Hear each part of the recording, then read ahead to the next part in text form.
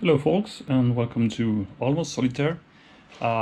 Today we will play the first scenario from expansion 3, the Roman Civil Wars.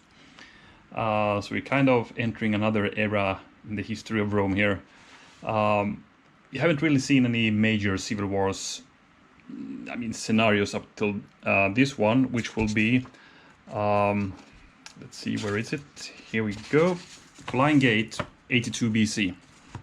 This is the one we're gonna play today, and it features a man that we have seen before, the barbarian of the wars against the Teutons and Cimbri, if you remember those ones, and that's Sulla, Lucius Cornelius Sulla. He's featured in this battle, and he's really the main guy in these times, in the 80s BC,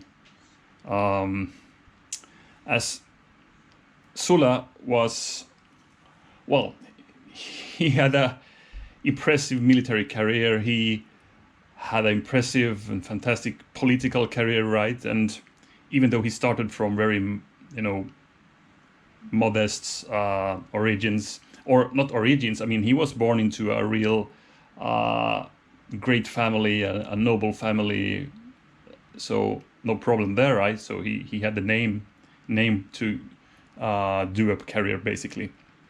But he was, as I understand, pretty poor in his youth, and he did hang out with musicians and theater people in Rome during his young years. But eventually he acquired quite a lot of money from, I think one was his stepmother, and there's also another woman mentioned somewhere. Anyway, he gained a big wealth, which made it possible for him to do a political career in Rome, right? And so he constantly grew in rank. Also, as I said, he had a fantastic military career, and he was one of Marius' lieutenants earlier on, and he fought in the war against the Numidians, Jugurtha, right? And he got very famous there because he actually managed to capture Jugurtha when I think he was in exile at that point of time in his father-in-law's court. Anyway, but he also did some unthinkable things for a Roman commander during these times, and he's of course famous of that. He tied his army, to be loyal to him and not just the Roman Republic. So when there was a crisis, he actually took his army and did what I said, the unthinkable. He marched within the city limits of Rome with an army, and that was just a big no-no to do. And actually many of his commanders or sub-commanders refused to join him there, actually, when he did this. Anyway, I said he was a lieutenant of Marius, right? But eventually they started to grow apart, and I'm not really sure what caused this split between them, actually. But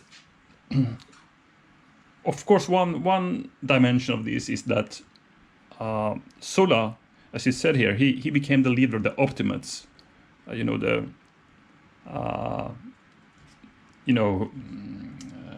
Granting more power to the more wealthy, you could say, right?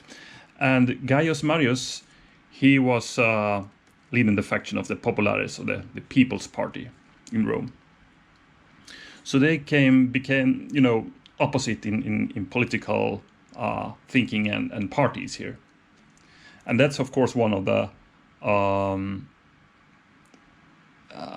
the main differences these two guys had. And these became really violent times, because, I mean, when we enter in this war, this is from a war you could call Sulla's second civil war, the Colline Gate 82. There have been two significant civil wars before this. Of course, maybe one of the important ones is the Social War. Probably heard of that. And it was basically about, there was some ideas to give Roman allies, Italian allies, Roman citizenship, more or less, so be equal to Roman citizens. And there were folks that did oppose these thoughts. And I don't remember the guy's name, but there was one who really, pushed this issue and wanted to grant that, grant those rights to the Italian allies.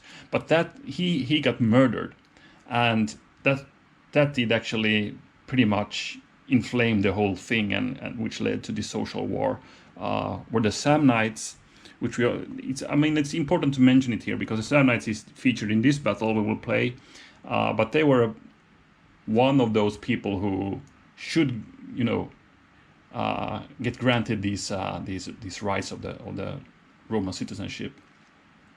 So they were involved in this battle, and on the other side there was Sulla fighting against them in the Social War.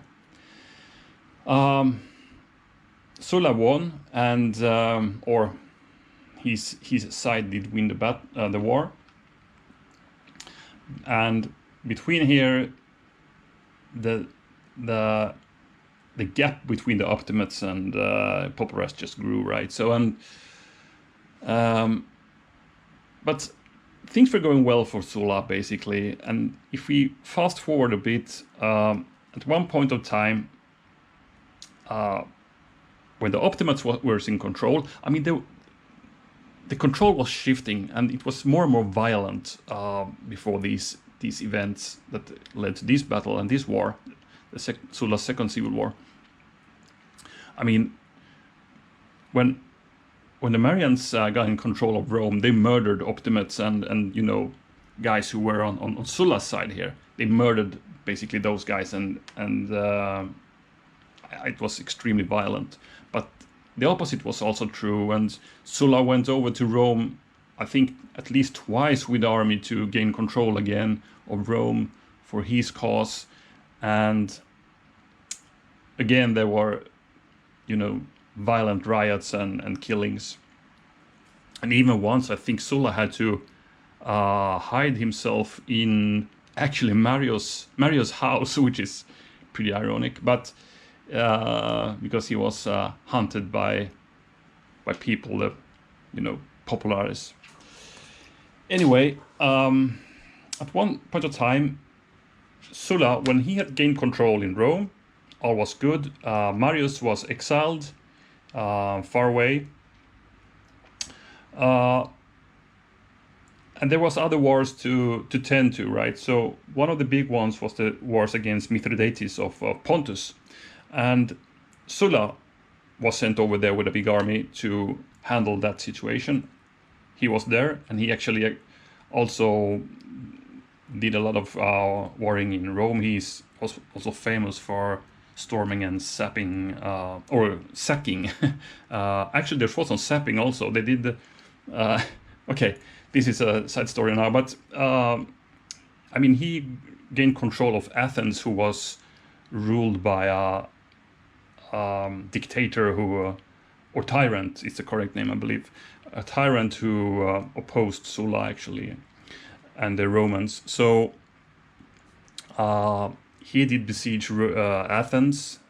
Sulla did, and at one point of time he learned that one section of Athens walls was not tended to. So he sent sappers to raise those walls, and succeeded in that. And and later on he sacked Rome as well. So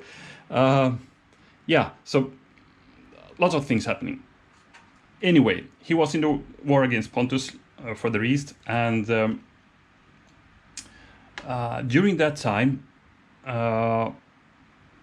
Gaius Marius returned to Rome together with his people, took control once more, and once again he started to harass and kill the Optimates senators and other supporters in Rome. Bloodbath again. And this was of course a hard situation for Sulla. He had this war against Pontus to tend to, but probably he heard about the events in Rome, so I think he was pretty split in what to do here, but he was there to end the business over at against Mithridates anyway. And also actually when the Marians had gained control over Rome again, they thought they should relieve Sulla of control of that army in the east, right? So because of course they feared him. I mean, he had a battle-hardened army with him, and he was dangerous, and he could return to Rome. So they actually sent another army there. I mean, the Marians did, to confront Sulla and strip him of his command here. But Sulla managed to gain control. And one thing, I mean, I'm not an expert on this guy, but on Sulla, but one thing I have learned when I read through a few articles about him is he was tremendous in gaining support from his soldiers, and not only his soldiers, also from his opposition. So, I mean, time and again you can read that soldiers from the other faction, of course, during the civil wars, there were other Romans and other Italians and whatnot, they leaped over to his side. And he managed to talk them, to turn around. And also if you remember, in the wars against the Germanic tribes, when we had this big battle in the ending, he actually, before that, managed to, I think it was the Marsi tribe, a Germanic tribe, that he managed to convince not to take part in the battle, but pack their things and march back north, which they did. So, the Cimbri lost a big ally there, or a tribe who should fought alongside with them. And that was one of Sulla's things. And it just continues here. And his troops just loved him. He gained once the grass, what is it called? The grass crown, I think, which is one of the highest, military decorations you could get as a Roman general at this point of time, because the important thing is the grass crown is granted by the soldiers of his army, and it's the name grass crown. It's I think it was made of grass from a battlefield where they have been really successful, right? So they tied up a crown of whatever flora they find at that place and do a crown for their commander, and they called him Imperator and all that. So he was tremendous in inspiring his troops and just gained love from his troops. Anyway, so he managed over there, and he also managed to end the war against Mithridates, successfully, of course. So later on, he packed his things, he packed his army, and was to return to Rome to settle things once for all here now. So he returned back. He, I think he came back to southern Italy in Tarentum or something like that. And during this time, by the way, Gaius Marius and what was the other guy's name? I don't remember right now.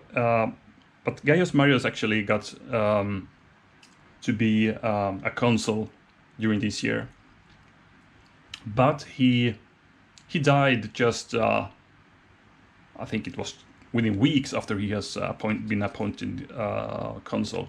So actually his son Gaius Marius the Younger was appointed a new consul. I think that's what happened actually. I don't remember all the details here, but I think so. So they raised armies and sent south, to meet Sulla, because he had now landed in Italy again. And the same thing happens again again and again, basically. The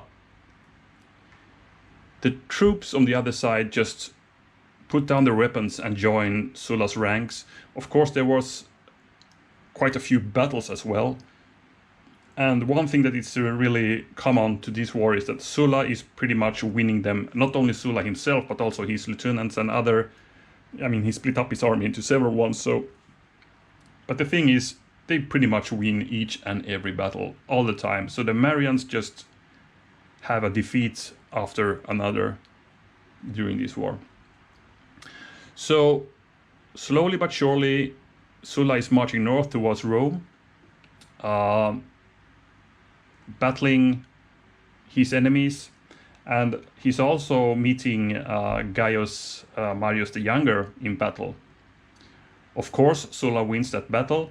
Gaius Marius has to, I think this was a battle outside of Praeneste, because at this point, Marius the Younger, he needs to go into the city walls of Praeneste to, to shelter himself from Sulla's army. So Sulla is laying siege to the town of Praeneste, where Marius is now, the Younger, and he continues up north. In Etruria was fighting, and he has there are several armies actually in motion here up north. And on the other side, the Marians, the Marians armies are, they are beaten once all the time, as I said. But up north we have some really fierce enemies of Sulla, who were also not that easy to convince to, lay down their arms. We have Samnites and Lucanians, and the Samnites is said to be really, eager to fight Sulla because they want a revenge from the social war that I mentioned before. So they are really keen to battle Sulla. So after the disasters of the Marians, they gather up their remaining forces together with the Samnites and Lucanians, I think, and start marching south. Praeneste, the city where Marius the Younger is held captive, or not. He's besieged there. These guys want to relieve him or the siege there, so they gather up their armies, start to march southwards. Anyway, they meet a Sullan army. Of course, they got defeated, so they cannot push through towards Praeneste. So they have to back towards Rome once more. And the leader, he's, I think it's called Pontius Telesinus over there. Let's see. Yeah, Pontius Telesinus. He's a Samnite. He's the leader in this battle. He's at camp outside of Rome, close to the Colline gate, which is what we see here on the battle map. Sulla is hot on his heels, sending forward cavalry to harass him. I think there's also some troops from within Rome engaging with the Samnites here, or the Marian army. But eventually, Sulla's army enters here and also set up a camp close to the Colline gate. So both sides want to have this battle, basically. But Sulla's force they have force marched their way up there. They are kind of tired, and they were asked to, have a rest overnight and do the battle next day. But Sulla was eager to have the fight, so he said, a few hours rest, eat your meals, and then rest a few hours, and then we're gonna deploy. This was in November, by the way. So it's said that about 4 o'clock in the afternoon, this is November, so it's already starting to get dark.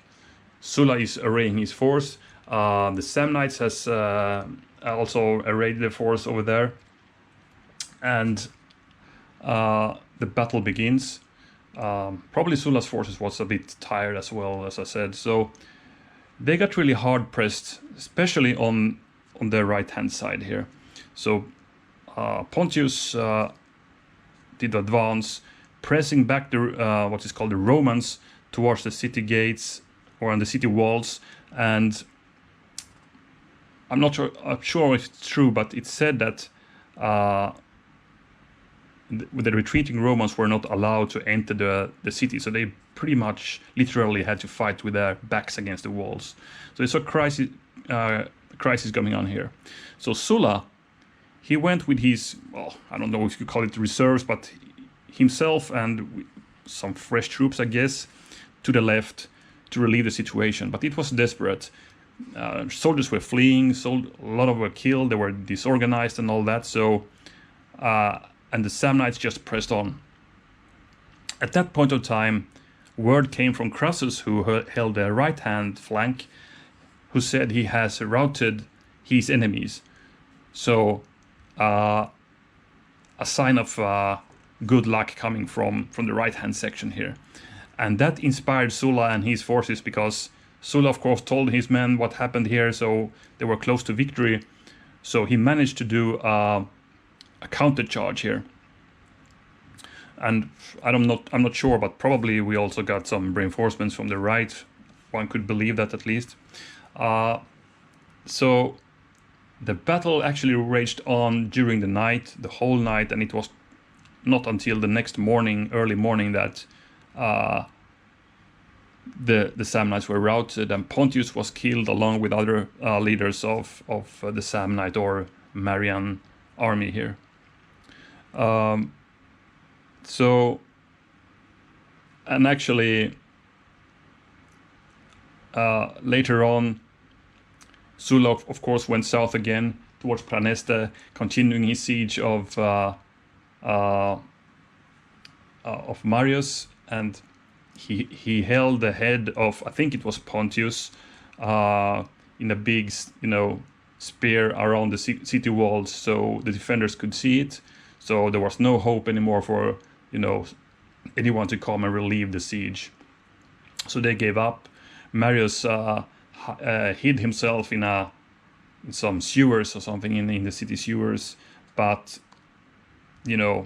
Sulla's men were searching for him, and he realized it's over, so he actually committed suicide there, Marius the Younger. So yeah, sorry, long intro once more, but it's just so inspiring with these happenings and things. It's pretty amazing. So yeah, so let's continue to the war council, so we get the game going. So we had the Samnite army under Pontius. They have 5 command cards and they move first. The Roman army is led by Lucius Cornelius Sulla, and they have 6 command cards. It's not a big one. I mean, in banners wise, it's 5 banners. So let's see how many parts this battle will be. Special rules. The walls of Rome are impossible terrain. We will use Marius Legions rule, meaning medium heavy infantry, also heavy, but we have no in this battle, have missile capability. Then we have this one. When a Roman unit occupies an enemy camp hex at the start of a Roman player turn, the Roman player gains 1 victory banner and that cannot be lost. Remove the camp hex and collect the victory banner before playing command card. So it needs to be a start of their turn, so they need to hold it for one Samnite turn. So that's it. And a quick look here, as you see, it's not that big of a battle compared to some others we have seen recently. So let's start with the Roman army. So back here we have Sulla with some medium heavy cavalry, we have medium heavy infantry and some auxilia. I read somewhere that there were also Gauls involved here, who initially was on the Samnite side or the Marian side, but they have defected and jumped over to Sulla as well. So these guys could be Gauls, actually, these auxilia here, I'm not sure. Then we have the Roman left flank with some slingers and then 2 heavy infantry. So only 3 units in place here in the line against 6 of the Samnites there. Here we have Crassus, who was so successful against his opponents. He has 3 legionary units here of medium heavy infantry. He has 1 medium heavy cavalry as well, and also slingers. Actually, lots of slingers in this battle. 2 on this side and 1 over on the Samnite side. So let's go over to the Samnite side. We have Pontius here with medium heavy infantry. Oh, sorry, cavalry. Here we have a medium heavy infantry. Then we have 3 units of auxilia, but these guys are just Samnite warriors, and some slingers. So we have some skirmishes here as well. The Samnite left, or the Marian left, I'm not sure which term is more correct to use actually. We have again 3 medium heavies. This could be also Lucanians, because we have a Lucanian leader here also who I think got caught and killed in this battle. And medium heavy cavalry and some medium heavy infantry at the back there. Maybe these are some remnants of the Marian proper army, I mean real legionaries. So that's it. And yeah, here we have the city walls, and over there we have the 2 camps that the Roman player can get victory banners for. So for battle plans, I think if you look at the Romans first, Sulla should hasten over here, because that's the critical part. He needs to reinforce this flank right and do the battle here. Over here the Romans will press on. They have better quality troops, and they are equal in numbers, I believe. So we should probably win the battle over here. For the Samnites, well, we have to hope that the flanks holds against the Romans. It will be very difficult, but we'll see. Just hope it holds, and we can, depending on the cards, we could do some charges to get the the first blow or something like that. Over here, the Samnites will press on as hard as possible, trying to reach these guys and eliminate those guys before they get reinforced. That will be hard, of course, but still, one key issue is that the Romans cannot retreat. These are impossible terrain, so if we get the backs against the walls, the flags will hit. So try to hit hard here and try to hold out over there. That's the main plan, basically. So by that, I think we're ready to start the battle. Okay, so it's the Samnites to start the game. So you're going to check what they have in slot A and B. We have a Dark in the Sky, and we have a 3 units right. Pretty nice. If we can get those, I mean, we can move forward troops in the first turn with the 3 right, and then do a Dark in the Sky. That would be nice. But let's see what card they can play. That is actually an A or B. So let's do the 3 units right then first. And here's what I want to do. I want to get these 3 guys so they can throw their javelins next turn. So I will not engage with the slingers yet this turn. So these 3 will be activated, and I don't want to stand in the way of the slingers. So I'm going to actually go 1 down here, so these guys can actually throw their javelins this turn. Then we have these guys, they will go 2. They will not battle. And these guys will rush forward 2 as well, not battle. But we have 1 guy who could throw the javelins, so it's a 1-die attack against these unsupported legionary here. Okay, here goes. That's a miss.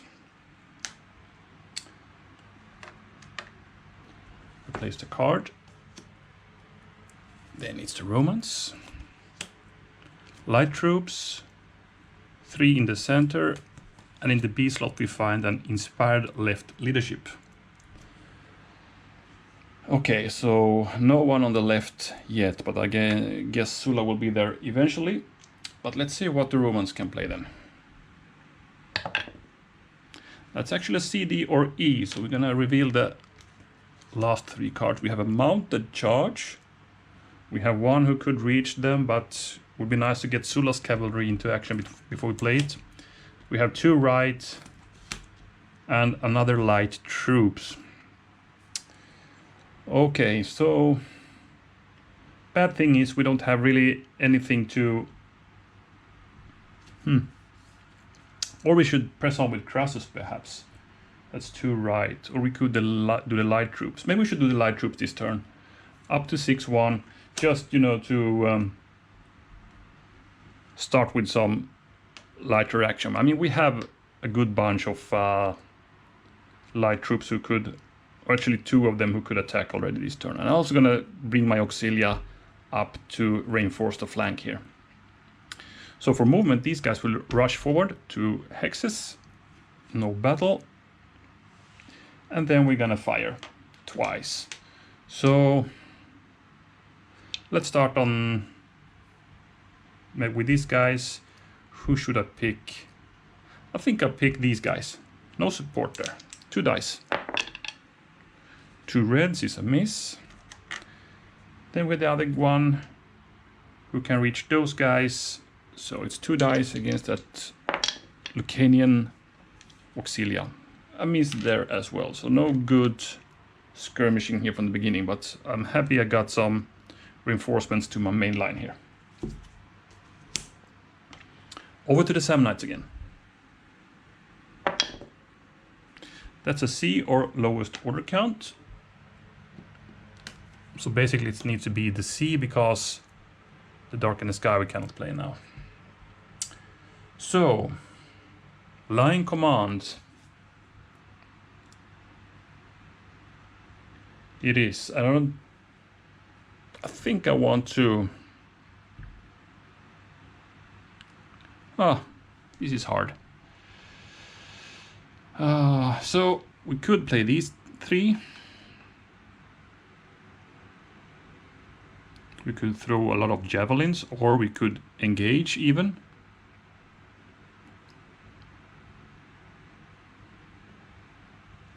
Or we could play these 2, start marching forward more troops. Or we could do something here. We could march forward and throw more javelins over here as well. Or maybe just bring that guy into line here. I'm not sure. Maybe... Oh my, this is...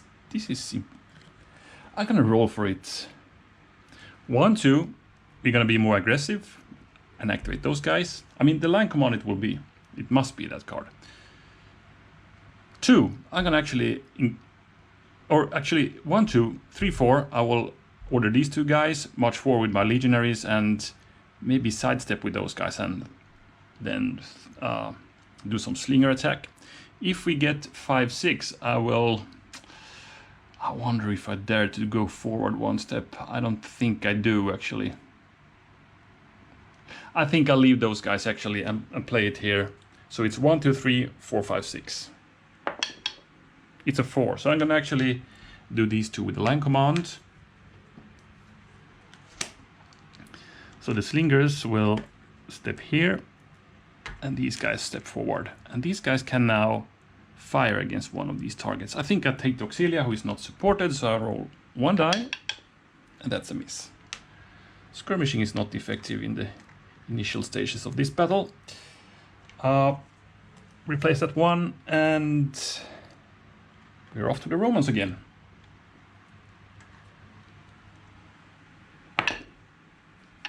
Okay, another C or lowest order count. That will be the mounted charge. I don't think I want to play that. So it needs to be... I mean, this is 3 units. That's 3 units. That's 2 units. But this one, that counts as a section card in these rules, is only 1 since we don't have any leader in left. So I'm forced to play this as the Sulan player now, or Roma player. So it needs to be 1 unit of my choice, which sucks a bit. On the other hand,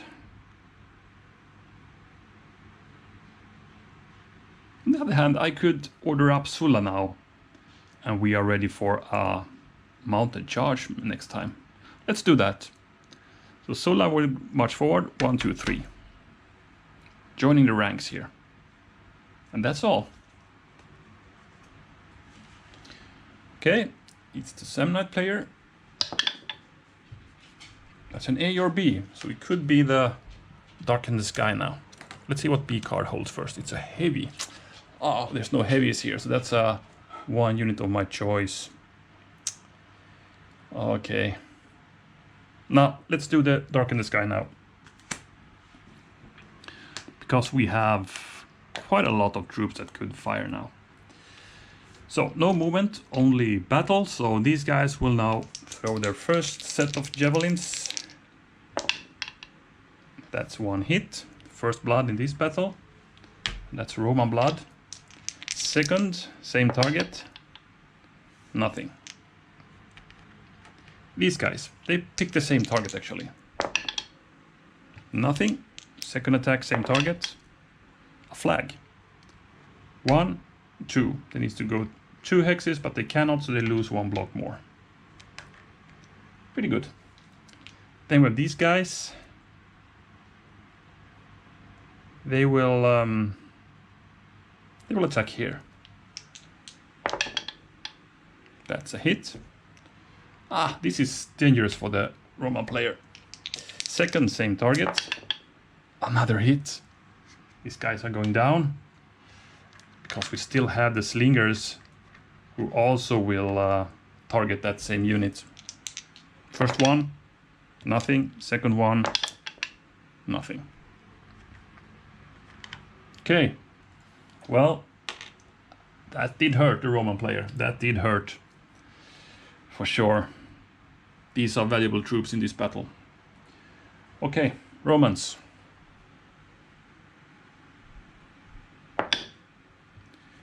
A or B? Light troops. 3 in the center. Or, if we reveal this one, it's an order mounted. Should we do it? Should we start attacking with the mounted? I mean, Crassus and Sulla could do some joint action here.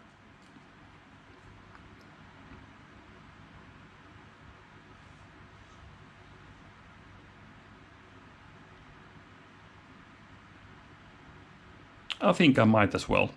So let's do the order mounted. 1, 2, 3. 1, 2, 3. I will press on the Mecanian front here, if you could call it that. And we start with the Crassus, who attacks that's Auxilia. 3 dice. Or should we? No, I'm gonna take Sulla attacking those guys. You know, I know this is very dangerous to do, but if I could get those guys to retreat, you know, that would be great. We did not, but we did inflict 3 hits on those guys. Oh my, that's a heavy attack from Sulla there. But those guys will retaliate with 4 dice, since they didn't retreat, which I was hoping for. So they got 1 hit and 2 hits. No leaders there, but 2 hits, that also hurts. That also hurts. Because now we're gonna check Sulla as well. He's fine though. Okay, then we have the second one. I was hoping to get those guys retreat, you know, to bring these guys unsupported, but we didn't. But I will still attack, of course. So 3 dice against that Auxilia. Oh, can you believe it? What a bad roll. 3 reds, and the Auxilia will battle back, inflicting 1 hit on the cavalry, and we're gonna check Crassus. He's good. Oh my, that last one was hard. That was hard, but we got a really good hit on those guys. Okay, replace the card for the Romans and go to the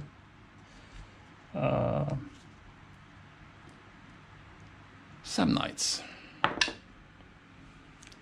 That's a C or lowest order count again, or 3 units left. I think that suits them, or they're gonna play the heavy troops, which is only 1 unit, but they need to react there, so they're gonna play 3 units left. So it's over there, and I think they're pretty happy with that. So they have exactly that. So I'm going to countercharge with my cavalry now, that's for sure. These guys will just move forward to throw some javelins. And the cavalry will countercharge Sulla or Crassus. Okay. Let's start with a cavalry charge. 3 dice. They have a leader, so they can ignore 1 flag actually. 1 hit and a flag. So in case Crassus survives, they can ignore the flag. He did, but barely. So they're gonna battle back now. And they got actually 2 flags. I can ignore 1 as this player because I am supported, but 1 I need to take. 1, 2, 3. So we're gonna retreat back to the camp there to defend it. Then we have these guys. And since that lane is now open, we're gonna throw the first javelins towards that cavalry. I mean, if we hit them, we'll eliminate those guys. Oops. Oh, man. There we go. Let's do the javelin throw. That's a miss. Too bad for the Samnite side. Then with the second one, 1 die against that infantry unit. That's a miss. Okay, things are really happening there now, right? So, I mean, the cavalry charge really of the Romans, I mean, this is an all disorganized state over here right now, but so are the Romans actually. But the Romans go next. So you have a chance to pull back those cavalry that took a heavy hit there. A D or E. Oh, wait a minute. No, that was... Yeah, we haven't replaced the car yet over there. Okay, here we go. D or E. 2 units right or medium troops. Medium troops suits me well because I can order 6 mediums. 1, 2, 3, 4, 5.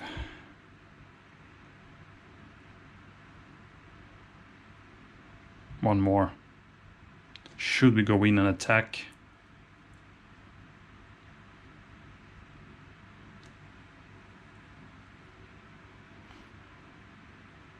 I think we might. 6. 1, 2, 3, 4, 5, 6. Yes. Okay, so these guys, they go there. These guys go there. And there. Crassus will ride back 1, 2, 3 to give these guys support. These guys will just march forward. I don't dare to ride here to give that guy support because I'm gonna get killed next turn in that case. I need to retreat with Sulla. 1, 2, 3. But anyway, there will be lots of action here now. Let's start on this flank. The legionaries attack. The auxilia there. 4 dice. No leader support though.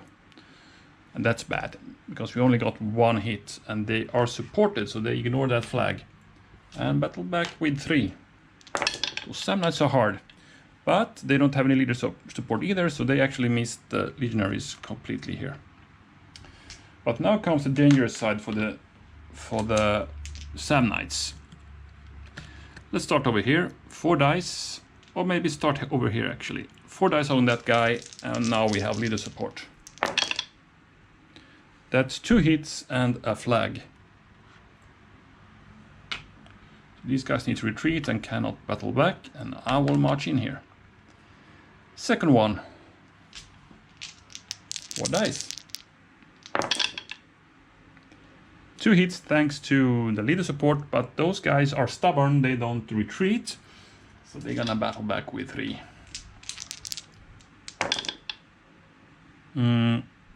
A flag which we can ignore as the Roman players, which I will do, but no hits. So Romans were pretty lucky here. All right, and that was the medium troops, by the way, that card. Let's replace that, and let's end the session here. Lots of action happening, especially over there, but we're also seeing action right away over here, actually. The Samnites pretty much lost their, momentum to do that early charge over here to get the Romans' backs against the gates there, or the walls, rather. But, yeah, but they're still strong over here. But here it looks like their flank is about to shatter.